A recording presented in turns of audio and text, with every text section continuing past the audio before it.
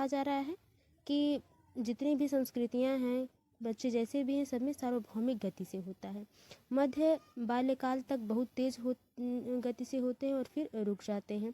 हमेशा एक रैखिक तरीके से होता है और एक आयामी होता है। देखिए, विकासात्मक कभी एक रैखिक या एक आयामी नहीं है। एक रैखिक एक आयामी का मतलब हो जाता है कि सीधी रेखा पर जाना, लेकिन ऐसा विकास कभी बढ़ता है फिर स्लो हो जाता है, फिर विकास इस तरह से। जैसे आप जानते हैं कि बचपन में बच्चे का जो सर होता है वो बहुत भारी होता है, क्योंकि वो अब सर का जो है विकास को समय के लिए रुक जाता है और बॉडी का विकास होता है ताकि बैलेंस हो जाए बच्चे का जो शरीर है, और तब विकास होता है।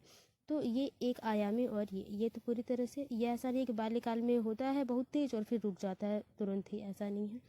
वंशानुगत कारकों और पर्यावरण प्रभाव का परस्पर क्रिया है। देखिए, जहाँ पर वंशानुगत यानी कि अनुवांशिकी और पर्यावरण को इन्वॉल्व किया जाएगा, उनमें संबंध स्थापित बताया जाएगा, वो ऑप्शन सही रहेंगे। तो क्वेश्चन के हिसाब से यहाँ पे चौथा ऑप्शन बिल्कुल सही हो जाएगा। आगे देखते हैं, स्थूल गत्यात्मक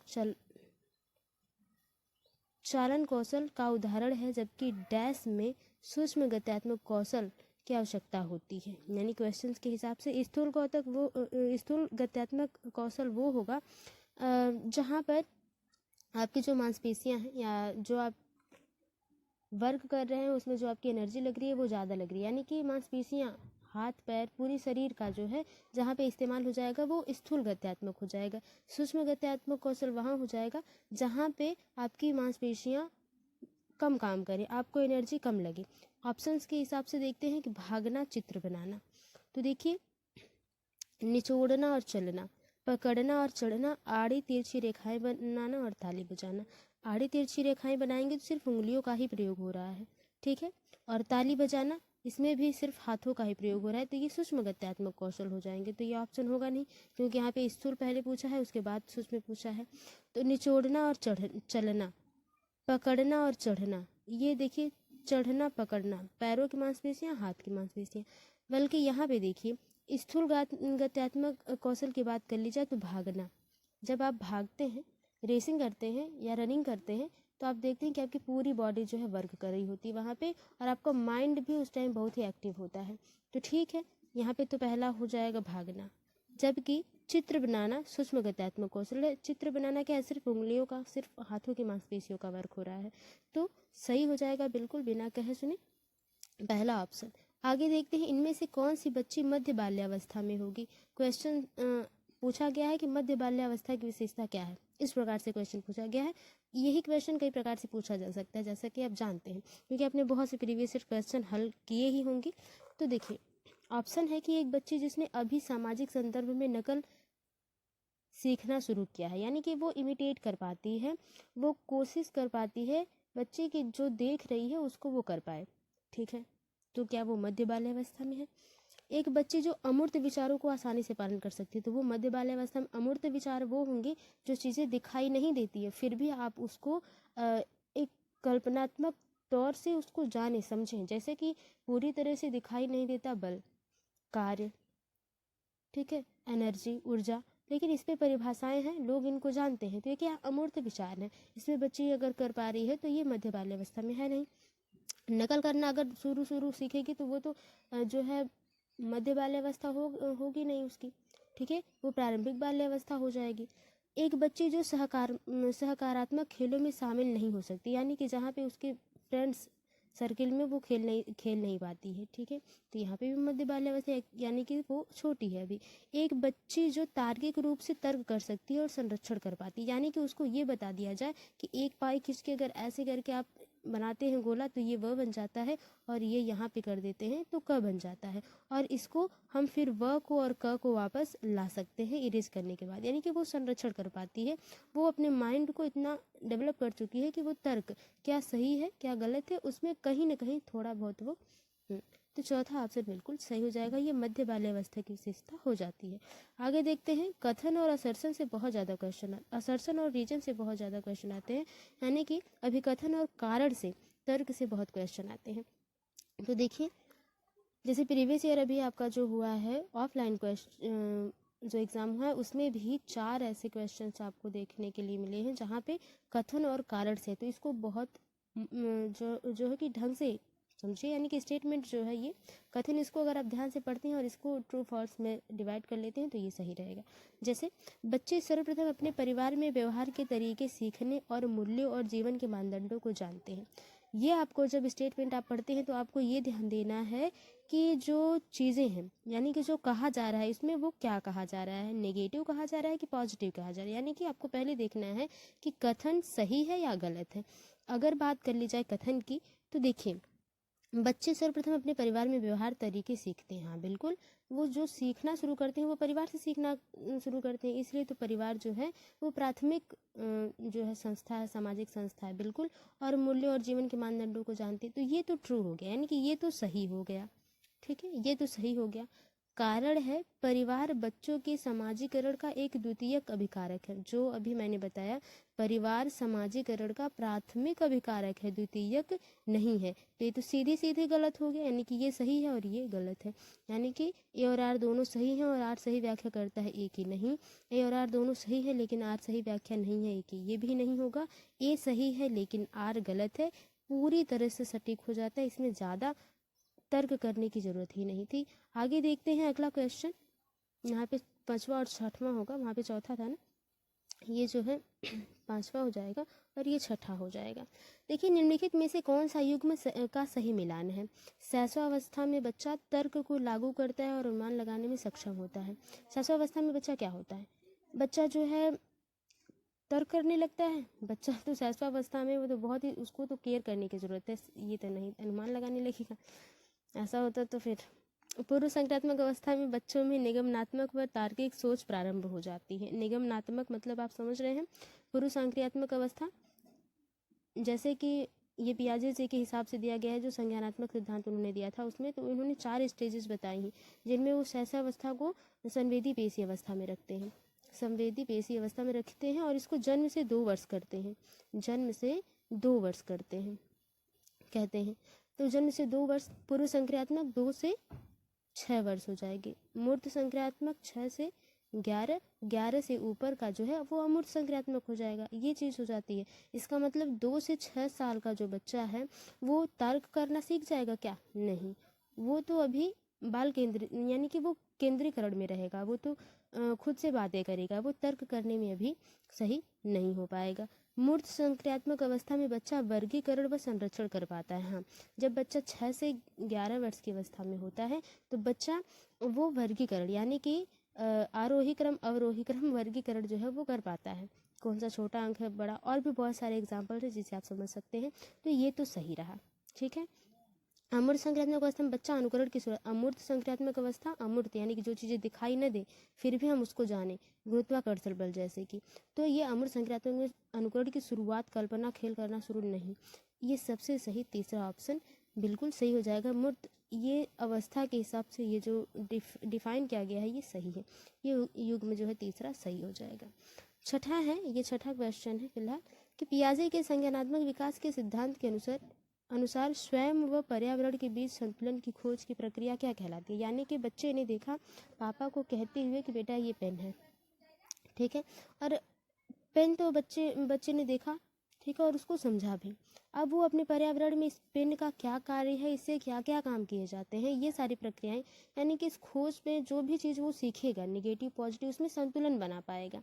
ठीक है, पहले तो ये पेन देखा बच्चे ने, फिर इसी प्रकार से देखा कि इसे लिखा जाता है और पेंसिल से भी लिखा जाता है, तो उसने पेंसिल को पेन कहा, लेकिन मम्मी से उसे पता चला कि नहीं ये पेन नहीं है पेंसिल है, तो उसने अलगाव देखा। ठीक है, तो वो संतुलन बना पाना बच्चे में क्या कहलाएगा, साम्यीकरण, संगठन, समावेशन या समायोजन। छठे के सही आंसर की बात कर ली जाए तो ये क्या है, साम्यीकरण है। क्या है, साम्यीकरण है। पहला ऑप्शन बिल्कुल सही हो जाएगा। आई होप आप समझ पा रहे होंगे। आगे देखते हैं, निम्नलिखित में से कौन सा कथन वाइगोत्स्की के विचारों के बारे में, बच्चों के बारे में विचार को सही प्रकार से दर्शाता है। यानी कि बच्चों के बारे में विचार कैसे हैं वाइगोत्स्की जी के, उसके हिसाब से आपको देखना है। इसको ध्यान से पढ़ते हैं, क्योंकि पियाजे वाइगोत्स्की जी से क्वेश्चन जो बनते हैं कभी कभी बहुत ही कॉम्प्लिकेटेड भी बन जाते हैं, कभी बहुत ईजी भी होते हैं। वाइगोत्स्की ने सुझाव दिया है कि बच्चों में बहुत सी क्षमताएं होती हैं जिनमें वह कार्य शामिल हैं जिन्हें बच्चे सहायता के साथ कर सकते हैं। हाँ, वाइगोत्स्की जी ये कहते हैं कि बच्चे बहुत सारे काम तो खुद से बच्चे बहुत से काम जो है, बहुत सी चीज़ें जो खुद से सीख सकते हैं, लेकिन अगर उन्हें किसी से हेल्प मिलती है तो वो और बखूबी से उस कार्य को कर सकते हैं। ये बात उन्होंने कही है। और देखते हैं, वाइगोत्स्की के बच्चों को एक कोरा कागज नहीं, उन्होंने कोरा कागज नहीं कहा है। वाइगोत्स्की ने प्रस्तावित किया है कि बच्चे वयस्कों की तुलना में मात्रात्मक रूप से कम सोचते हैं। बिल्कुल नहीं, ये बात नहीं। उन्होंने कहा है कि जो मात्रा होती है सोचने की वो बिल्कुल एक जैसी होती है, यानी कि जितना एक वयस्क व्यक्ति सोचता है उतना ही एक बच्चा भी सोचता है। हाँ, बस उनके सोचने का जो टॉपिक होता है वो अलग अलग होता है। जो वयस्क हैं वो किसी सीरियस चीज़ों पर चिंतन कर रहे हैं, और बच्चे अपनी लाइफ की चीज़ों से जो है, जैसे कल्पना कर रहे हैं टॉम एंड जेरी का, तो वो मात्रा उतनी ही होती है, उतना ही वो सोचते हैं, लेकिन अलग होता है। वाइगोत्स्की ने बच्चों की क्षमता को बहुत कम आंका है, ये बात नहीं है। तो पहला ऑप्शन है बिल्कुल पॉजिटिव है, और वाइगोत्स्की के हिसाब से पहला ऑप्शन सही हो जाएगा। एक शिक्षिका किस संरचना का इस्तेमाल करती है जब एक बच्चे को जिग्सा पहेली बनाने में मदद करती है? इशारे व संकेत से, यानी कि पहेली है वो बना रही है और इशारे से बच्चों को हेल्प कर रही है, तो वो क्या है? स्वतंत्र खोज, पाढ़, उद्दीपन या अनुसरण? तो देखिए बहुत ही आसान प्रश्न है ये, इसमें बहुत ज़्यादा है नहीं। वो स्कैप फोल्डिंग कर रही है, क्या कर रही है? पाढ़ दे रही है, बिल्कुल दूसरा ऑप्शन सही है। ये वाइगोत्स्की जी ही इसके बारे में बताते हैं। आगे देखते हैं, 9वां, फिर आया कथन और कारण से, यानी असर्सन और रीजन से। ध्यान से देखते हैं कि असर्सन, एक बाल केंद्रित कक्षा व्यक्तिवादी होती है और एक कठोर संरचित पाठ्यक्रम का अनुसरण करती है। देखिए क्वेश्चन क्या, ऑप्शन, कथन क्या कह रहा है, स्टेटमेंट कह रहा है, असर्सन कह रहा है कि बाल केंद्रित कक्षा में व्यक्तिवादी होती है, यानी कि जिसमें बालक के हिसाब से जिस कक्षा में सोचा जाता है उसमें कठोर पाठ्यक्रम का अनुसरण किया जाता है। तो ऐसा नहीं है, ये क्या है?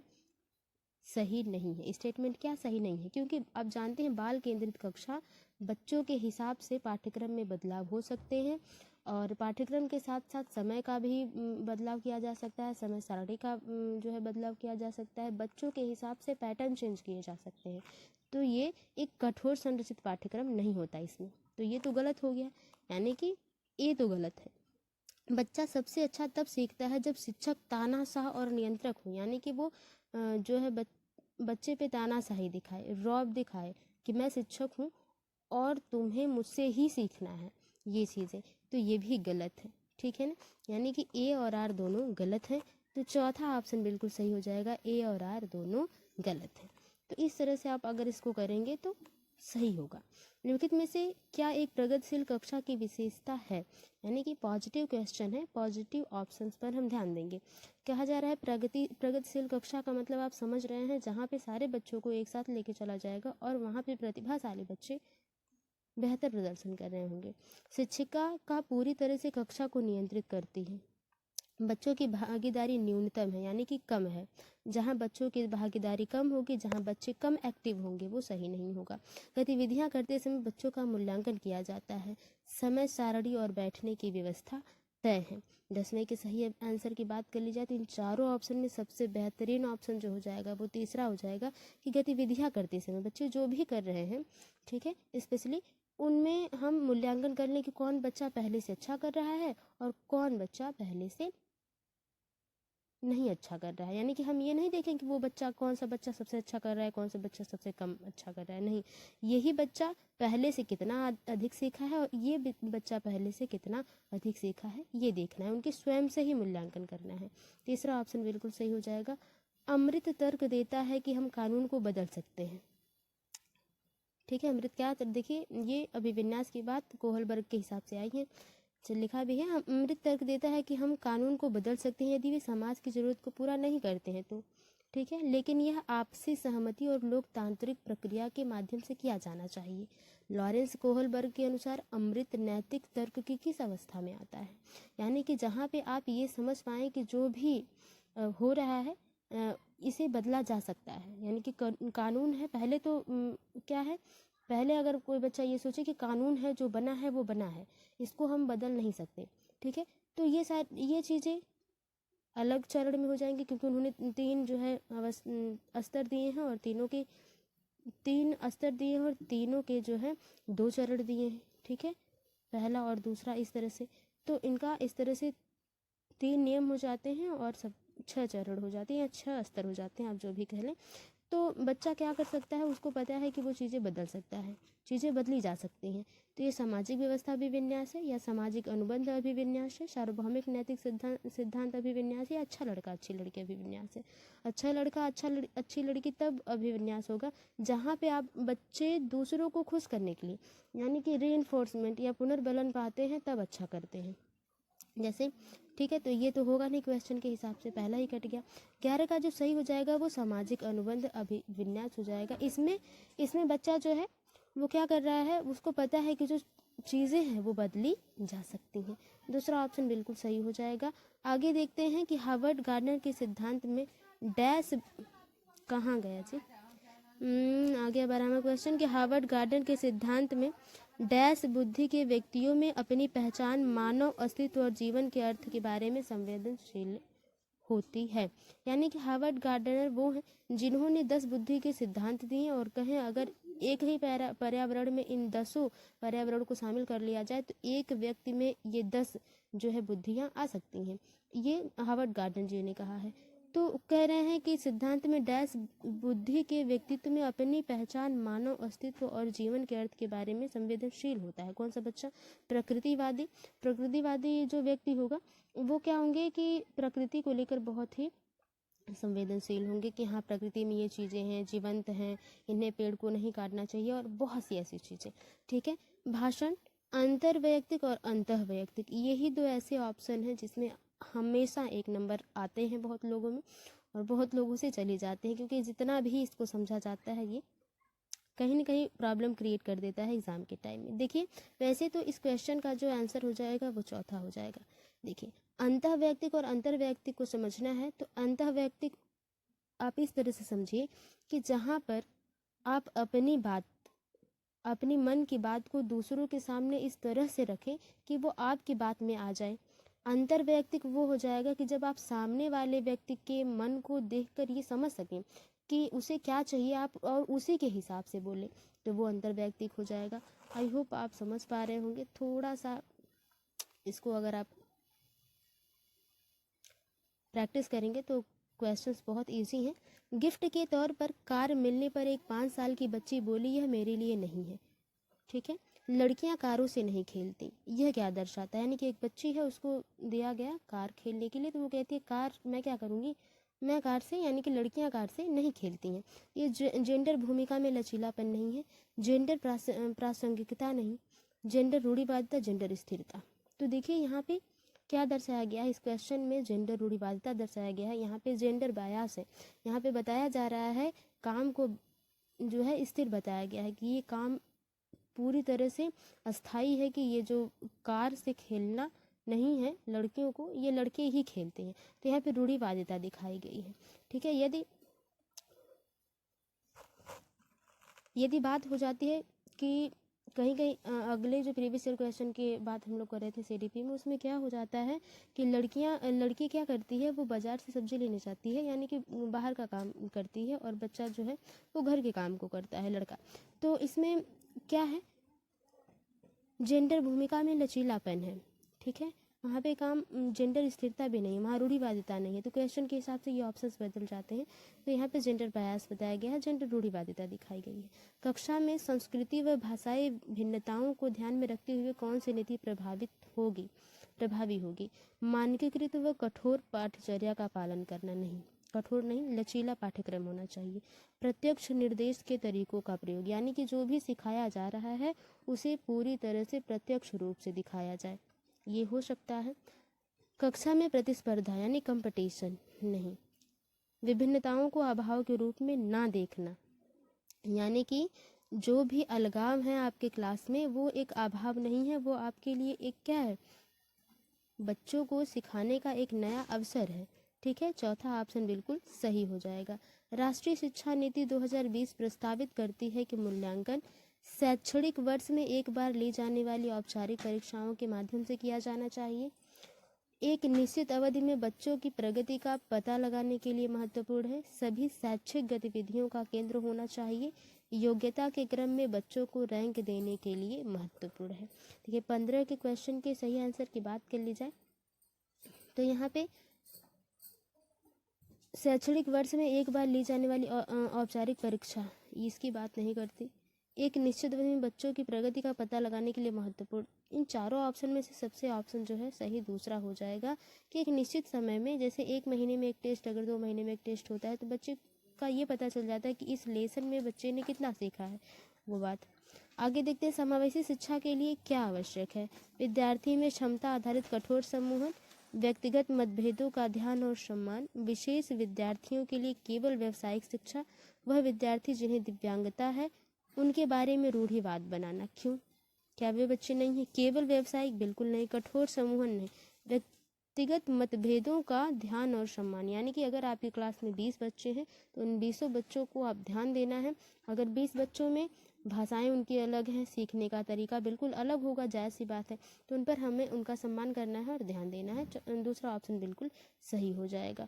आगे देखते हैं, निम्नलिखित में से कौन सा व्यवहार पठन वैफल्य की पहचान है। देखिए कहीं कहीं ये वैकल्य होता है, कहीं कहीं ये वैफल्य होता है, ठीक है, यानी कि पढ़ने में बच्चे को दिक्कत है। ऑप्शन देखते हैं, बी को डी के रूप में लिखना 21 को 12, तो यहाँ लिखने की बात हो रही है और यहाँ पे पढ़ने की बात हो रही है। 17 का देखते हैं आगे क्या है क्वेश्चन के हिसाब से। कम ध्यान अवधि और अत्यधिक शारीरिक गतिविधियां, ये बात नहीं। बार बार स्वभाव बदलना अपमानजनक, देखिए पहला ही ऑप्शन बिल्कुल सही हो जाएगा, क्योंकि क्वेश्चन के हिसाब से कभी कभी ऑप्शन वही एक ही रह जाता है जिसे हमें ट्रिक ही करना है, ठीक है। पठन वैफल्य की पहचान, बी को डी के रूप में लिखना, 21 को 12 के रूप में।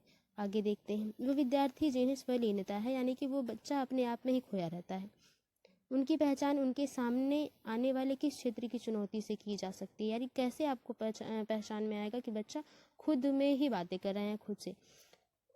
तो अभिव्यंजक और ग्रहणशील संचार में चुनौती, एक निश्चित दिनचर्या का पालन करने में चुनौती, सूचना को याद रखने में चुनौती, स्थूल गत्यात्मक कौशल में चुनौती। देखिए अभिव्यंजक और ग्रहणशील संचार में चुनौती होगी तो बच्चा स्वर, यानी कि बच्चा ना ही कुछ सीख पा रहा है और ना ही अपनी बात दूसरों से कह पा रहा है, ये चीज़। पहला ऑप्शन बिल्कुल सही हो जाएगा। वह विद्यार्थी जिन्हें दिव्यांगता है, किसी कारणवश वो दिव्यांग है, उनके सफल समावेशन के लिए क्या आवश्यक है, यानी कि वो अच्छे से सीख पाएँ, अपनी क्लास में अच्छे से रह पाएँ, समावेशित हो पाएँ, अनुकूलित हो पाएँ, उसके लिए क्या आवश्यक है। सुलभ इमारतें, विद्यार्थियों का अलगाव, शिक्षकों का पक्षपात पूर्ण रवैया, यानी कि पक्षपात करें कि ये अच्छा नहीं है तो इसको डांस क्लास में क्या ही लेके जाएंगे, ये चल नहीं सकता, बच्चा दिव्यांग है तो इसको खेल में स्पोर्ट में ले जाके हम क्या करेंगे, तो ऐसा पक्षपात पूर्ण रवैया नहीं करना। साथियों की बीच सहानुभूति और दया, देखिए 19 के सही आंसर की बात कर ली जाए तो वहाँ पे उनको दया की ज़रूरत नहीं है, उनके हेल्प की ज़रूरत नहीं है, उनको बस एक चीज़ की ज़रूरत है, वो है उनका प्रोत्साहन बढ़ाना, यानी कि आप उनको प्रोत्साहित करते रहें, उनके इंटरेस्ट के हिसाब से उनको चीज़ें दें। तो इसमें जो है विद्यार्थियों में अलगाव तो आप करेंगे नहीं। बचा एक ही, सुलभ इमारतें, यानी कि व्यवस्था ऐसी हो कि बच्चा अगर दिव्यांग है, पैर से नहीं चल पाता है, तो बच्चा जो है ऐसी सीढ़ियों की व्यवस्था हो कि वो अच्छे से उतर सके, ठीक है, ये सारी चीज़ें। तो यही ऑप्शन बिल्कुल सही हो जाएगा। चारों में सबसे बेस्ट ऑप्शन पहला ही है। निम्नलिखित में से कौन सा अभ्यास विविध अधिगम प्राथमिकता वाले शिक्षार्थियों को शामिल करने में सहायक होगा, यानी कि बहुत एक क्लास में बहुत से बच्चे बहुत सी चीज़ें सीखने आए हैं, यानी कि कोई बच्चा जो है हिंदी पढ़ने आया है, मैथ पढ़ने आया है, एक ही क्लास में बहुत सारी चीज़ें, तो कैसे आप सहायक होगा विविध अधिगम प्राथमिकता वाले शिक्षार्थियों के लिए, ठीक है। कार्य की प्रासंगिकता, मूल्य और प्रामाणिकता को कम करना, यानी कि आप उसका जो प्रासंगिकता मूल्य है, यानी कि जो उसकी जितनी ज़रूरत है उसको आप कम कर दें। क्यों, ऐसा नहीं। आसपास के खतरों और विकर्षण को कम करना, हाँ, जो भी उससे प्रॉब्लम हो सकती है उनको उन पर ध्यान देना, ये सही बात है, उनको कम करना, ठीक है। विकर्षण यानी कि आकर्षण और विकर्षण, ये विकर्षण है। उपकरणों और सहायक तकनीक पर तक पहुंच कम करना, बिल्कुल नहीं। बच्चा जब उपकरण और सहायक तकनीकी तक पहुंचेगा नहीं तो वो अच्छे से सीखेगा कैसे। विद्यार्थियों की व्यक्तिगत पसंद और स्वायत्तता को प्रतिबंधित करना, बच्चे की जो खुद की पसंद है उसको तो आपको लेना ही है, क्योंकि ये पेडागोगी का मेन पॉइंट है कि बच्चों के हिसाब से चीज़ें चलनी चाहिए, तो उनकी व्यक्तिगत पसंद को हम कम या प्रतिबंधित नहीं कर सकते। दूसरा ऑप्शन ही सही हो जाएगा। इन चारों ऑप्शन में से दूसरा ऑप्शन सही हो जाएगा। तो 20वें का जो है दूसरा ऑप्शन सही हो जाएगा। किस सिद्धांत पर आधारित कक्ष में विद्यार्थी स्वयं पहल करके चर्चा में सक्रिय भागीदारी करके सीखते हैं, यानी कि इस कक्षा में बच्चे एक्टिव होंगे, खुद जो है वाद विवाद करेंगे, कम्युनिकेशन करेंगे और भागीदारी करेंगे। व्यवहारवादी, अनुकरण करके सीखना, सामाजिक संरचनावादी, प्रतिपादक शिक्षण। 21 का सही ऑप्शन आप समझ गए होंगे कि जहाँ पे सामाजिक संरचनावादी चीज़ें होंगी, जहाँ समाज से ही जुड़कर सीखना है, वहाँ पे बच्चा ज़्यादा एक्टिव होगा। तीसरा ऑप्शन बिल्कुल सही हो जाएगा। आगे देखते हैं सार्थक अधिगम, यानी कि ऐसा अधिगम जो बच्चे को सार्थक हो जाए, यानी कि बच्चे को अस्थायी रूप से वो चीज़ें सीख ले बच्चा, जो वो सीखना चाहता है या जो आप उसको सिखाना चाहते हैं वो।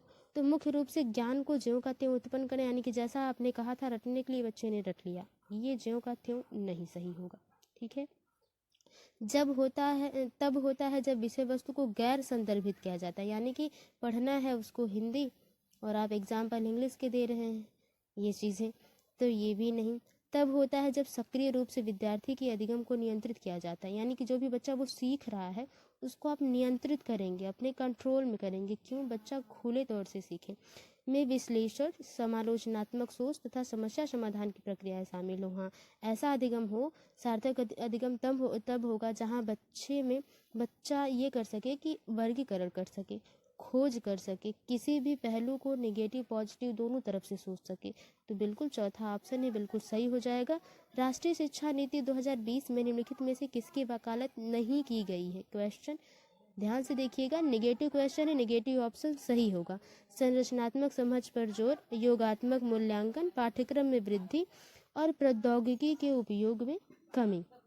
देखिए यहाँ पे इस प्रकार के जो है ऑप्शन दिए गए हैं, तो यहाँ पे मैंने लिखा नहीं है, तो यहाँ पे फिलहाल 23 का जो सही आंसर हो जाएगा 2020 में वकालत जो नहीं की गई है वो तो ये हो जाएगा कि योगात्मक मूल्यांकन, इस पर भी जोर नहीं दिया गया है, इस पे भी बात नहीं कही गई है। ठीक है। उसके बाद पाठ्यक्रम में वृद्धि, इसकी भी बात नहीं की, प्रौद्योगिकी में ये भी नहीं, तो यानी कि दूसरा, तीसरा और चौथा ये ऑप्शन बिल्कुल सही हो जाएगा। ठीक है। इस प्रकार के ऑप्शन कोड किए जाते हैं एग्जाम के टाइम में। निम्नलिखित में से कौन सा युग्म में प्रतिक्रिया और लक्ष्य अभिविन्यास का सही मिलान है? ठीक है, मिलान है, सही मिलान है। किसी विशेष रुचि के क्षेत्र में क्षमता में सुधार के लिए कार्यपत्रक करना, यानी कि जो भी बच्चे की रुचि है उस क्षेत्र में बच्चा खुद को सुधार रहा है और उसमें काम कर रहा है, ये क्या हो जाएगा? महारत हासिल करने की दिशा में उन्मुख, यानी कि जो चीज़ वो सीखना चाहता है, जिसमें एक्सपर्ट बनना चाहता है बच्चा, उसकी तरफ वो अग्रसर है। ठीक है, तो हाँ ये बात सही है, क्योंकि इसके हिसाब से तो ये सही लग रहा है। नगद पुरस्कार जीतने के लिए परीक्षा की तैयारी, ये परिहार उन्मुख नहीं है, ये प्रदर्शन उन्मुख हो जाएगा, तब ये होगा नहीं। कक्षा में प्रथम स्थान प्राप्त करने के लिए किसी विषय की अतिरिक्त कक्षाएं लेना, परिहार उन्मुख, देखिए ये भी परिहार उन्मुख नहीं है। प्रथम स्थान के लिए ये भी प्रदर्शन हो जाएगा। दूसरों में पिछड़ा प्रदर्शन न करने के लिए कड़ी मेहनत करना, प्रदर्शन की दिशा में उन्मुख लक्ष्य, तो नहीं, क्या हो जाएगा यहाँ पे? आपका पहला ऑप्शन बिल्कुल सही हो जाएगा। पहला ऑप्शन क्या हो जाएगा? सही हो जाएगा। महारत हासिल करने के लिए बच्चा अपनी रुचि के हिसाब से क्या कर रहा है? जा रहा है। अगला है विद्यार्थियों के अधिगम को सुसाध्य करने के लिए एक शिक्षिका को निम्नलिखित में से किस पर ध्यान देना चाहिए? परीक्षाओं के प्रति भय पैदा करेंगे, क्यों? बच्चे को डरा देंगे तो वो पहले क्या लिखेगा? रटना नहीं। निष्क्रिय सुनना नहीं। बच्चों के पूर्व ज्ञान से चीज़ों को जोड़ेंगे। बहुत ही आसान है ये तो। निम्नलिखित में से कौन सा विद्यार्थी द्वारा निर्मित भ्रांतियों से निपटने के लिए एक रचनात्मक दृष्टिकोण है? हाँ, बच्चे ही नहीं, वयस्कों हम में आप में भी बहुत सी ऐसी भ्रांतियाँ हैं जो कि एक प्रकार से सही भी हैं और निगेटिव भी हैं और पॉजिटिव भी हैं। ऑप्शंस के हिसाब से देखते हैं इस क्वेश्चन को। रटने और याद रखने के लिए बहुत सारी विषय वस्तु देना, यानी कि उनकी कन्फ्यूजन को दूर करने के लिए आप रटना सिखाएंगे और याद करने के लिए बहुत सारी चीज़ें देंगे? नहीं। ऐसी परिस्थितियां बनाना जहां गलत धारणाएं व्यक्त करना प्रतिबंधित हो, मतलब ऐसी सिचुएशन ही आप न लाने आने दें कि उसको कोई गलत चीज़ सीखने को मिले। तो जब समाज में बच्चा रहेगा तो वहाँ पे सारी चीज़ें देखेगा, नेगेटिव पहलू भी, पॉजिटिव पहलू भी। कुछ चीज़ें अच्छी भी होंगी, बुरी भी होंगी, बच्चे के लिए अच्छी होंगी, लेकिन तो ऐसी हो सकती है। तो ऐसा नहीं हो सकता कि आप गलत धारणाएं व्यक्त ही न करने दे किसी बच्चे के सामने। भ्रांतियों के प्रत्युत्तर हेतु प्रयोग और अवलोकन के अवसर देना। हाँ, जब बच्चे में कन्फ्यूजन हो जाता है तो उसको दूर करने के लिए, उस पर विचार करने के लिए आप उसको अवसर दे सकते हैं। बिल्कुल, ये तो सही लग रहा है। विद्यार्थियों की पूर्व मान्यताओं और वैकल्पिक अवधारणाओं को अनदेखा करना। बच्चा जो पहले से जो मानता आ रहा है, जो उसकी संस्कृति में चलता आ रहा है, उसको आप अनदेखा करेंगे नहीं। तीसरा ऑप्शन ही बिना कहे सुने जो सही हो जाएगा। निम्नलिखित में से क्या विद्यार्थियों के बीच किसी कार्य की संरचनात्मक समझ को सुसाध्य करने में सहायक है? यानी कि बच्चा अगर कुछ अलग, कुछ अच्छा करना चाहता है, ठीक है, तो उसमें क्या सहायक होगा? प्रतियोगिता, चर्चा और संवाद यानी कि वाद विवाद, कम्युनिकेशन, ग्रुप डिस्कशन, ये सारी चीज़ें। वेधन और अभ्यास और दंड। तो 27 के सही आंसर की बात कर ली जाए, जब बच्चे में संरचनात्मक समझ की बात होगी तो वहाँ पे सबसे बढ़िया क्या हो जाएगा? चर्चा और संवाद, कम्युनिकेशन स्किल, वाद विवाद। ठीक है, बिल्कुल, इसमें कुछ ज़्यादा सोचना ही नहीं है। प्रभावी अधिगम हेतु, यानी कि ऐसा अधिगम जो भी सिखा रहा है वो प्रभावी हो, बच्चा अस्थायी तरीके से उसको सीख ले। एक शिक्षक को विद्यार्थी में डैश को सक्रिय करना चाहिए। किसको? क्षमता को अस्थायी मानने की धारणा, क्षमता को वृद्धिशील होने की धारणा, प्रतिस्पर्धा की भावना, हीनता की भावना। ये दो तो होगा नहीं, हीनता और प्रतिस्पर्धा यानी कि कंपटीशन, तो ये दोनों तो होगा नहीं, दो बचे 28 का। तो अस्थाई मानने की धारणा, क्षमता, यानी कि अगर बच्चे ने आज 100 में से 50 नंबर बच्चा लाया तो उसको ये धारणा बना लेनी चाहिए कि मैं 50 ही पाने योग्य था, नहीं, ये धारणा नहीं। क्षमता में वृद्धिशील होने की धारणा है, बच्चे में ये क्षमता हो कि वो आज अगर 50 पाया है तो इसकी ये इंक्रीज होकर 100 to 100 हो सकता है। बिल्कुल, ये धारणा विकसित करनी है। निम्नलिखित में से कौन सा बाह्य अभिप्रेरणा का उदाहरण नहीं है? बाह्य अभिप्रेरणा यानी बाहर से आपको मोटिवेशन की जरूरत जहाँ पड़ेगी, तो नहीं है। नेगेटिव क्वेश्चन की बात करें, जैसे हम डिमोटिवेट हो जाते हैं तो शायरी सुनते हैं, अपने जो अच्छे टीचर हैं उनकी बातों को सुनते हैं, ठीक है, ये सारी चीज़ें बाह्य अभिप्रेरणा। दंड से बचने के लिए कार्य करना, तो ये बाह्य अभिप्रेरणा है कि दंड से बचने के लिए बच्चा काम कर रहा है, ठीक है, तो ये तो होगा नहीं। ज्ञान प्राप्त करने के लिए वाद विवाद समूह में शामिल होना, यानी वो खुद के लिए ज्ञान प्राप्त करने के लिए डिस्कशन कर रहा है, कम्युनिकेट कर रहा है लोगों से, ग्रुप डिस्कशन कर रहा है, ठीक है, तो ये तो सही हो गया क्योंकि यहाँ पे नेगेटिव पूछा गया है। बाह्य प्रेरणा का कारण यही नहीं है। प्रतियोगिता जीतने के लिए शतरंज खेलना, वो जीतना चाहता है, फर्स्ट पोजीशन पे आना चाहता है। साथियों को प्रभावित करने के लिए नृत्य में भाग लेना, कि मेरे दोस्त कहेंगे तुम बहुत अच्छा डांस करते हो, ये वाला, तो ये भी नहीं होगा। तो जो है सही हो जाएगा दूसरा, ज्ञान प्राप्त करने के लिए वो खुद कम्युनिकेशन स्किल्स सीखना चाहता है या वाद विवाद समूह में शामिल हो रहा है।